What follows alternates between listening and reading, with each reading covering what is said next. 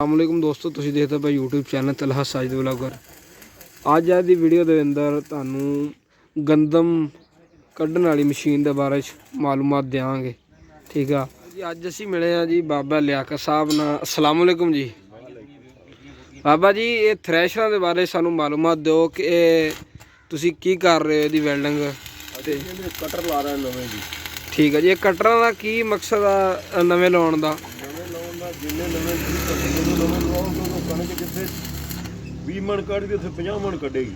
ठीक है जी, तो ये इदां दे मामलात सीजन दे विच किन्ने क आ जांदे आ अंदाजन कटरां वाले जेहड़े?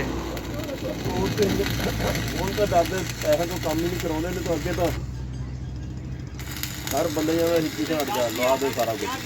ठीक है, तो लोहा महंगा होने ना कोई मसाइल तो पेश होए होने काफ़ी? ਅੱਡੋ ਵੱਧ ਤਾਂ ਫਰਕ ਪਿਆ ਜੀ। ठीक है, मतलब काफ़ी फर्क पिया।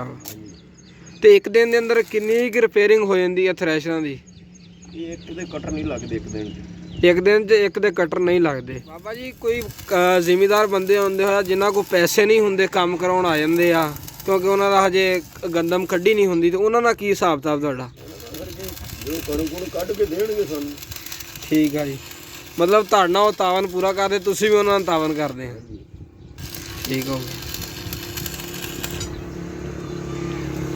उम्मीद करना कि दोस्तों वीडियो बहुत अच्छी लगी होगी। इंशाअल्लाह ताला अगली वीडियो च मिलते हैं। अल्लाह हाफिज़। जेडे दोस्त चैनल ते नवे आ, चैनल सब्सक्राइब कर दो, लाइक कर दो।